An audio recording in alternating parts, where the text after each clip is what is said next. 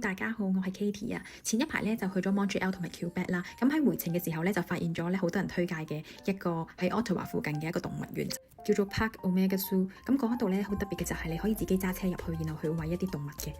同埋翻土嗰程其實係完全順路嘅，所以咧都係幾值得去。我今次咧就係預先上網訂飛，然後去到門口咧就會 show 個 QR code 俾佢睇。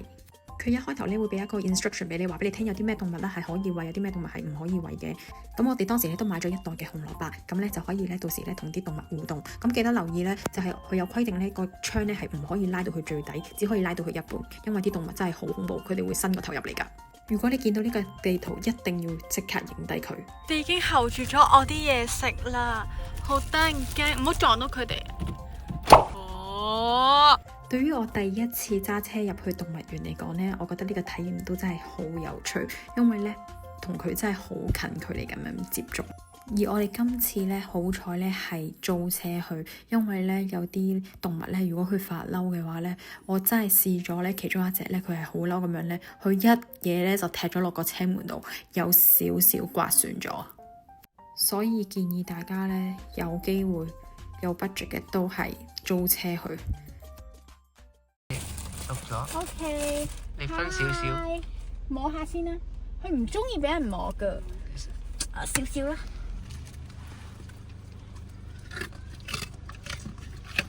好大聲啊！食得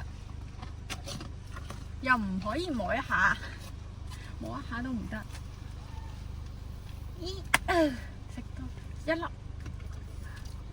Oh my god！摸下啦。攞啲野豬咯，你望下嗰度，嗰度啲野豬，但係嗰啲野豬佢話唔可以餵咯，淨係可以望。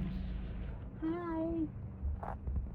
然後沿途咧，我哋會見到好多唔同嘅動物啦。但係其實你後尾我哋發現咧，最終你可以餵嘅動物通常都係一啲鹿啦，或者係一啲 moose 啦，係啦。其實嚟嚟去去都係嗰啲。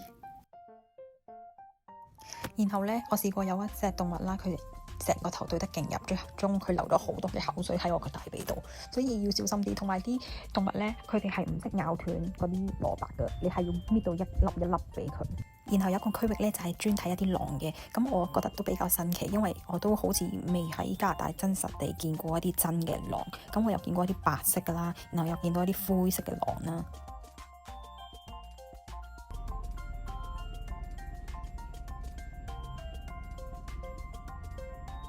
不過除咗一啲你可以餵嘅動物之外咧，而其他嘅動物通常都係有啲圍欄圍住嘅，你就只可以遠觀嘅。咁同埋我哋有見過一啲黑熊嘅，同埋一啲狐狸啦。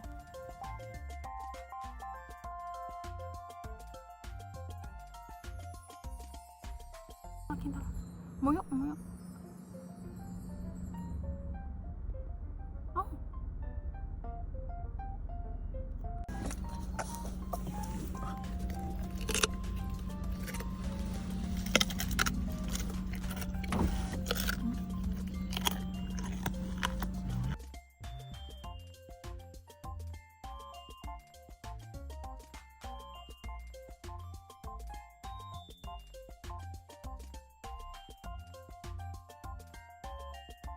因為佢有成10幾個園區嘅，咁咧某一啲園區咧你係可以落去行嘅。咁我記得咧有某幾個園區，如果你落去行嗰啲咧，其實佢係有啲鹿咧係可以周圍行，咁你咧就可以餵佢食嘢，咁咧你就可以最近距離咁樣同佢哋接觸啦。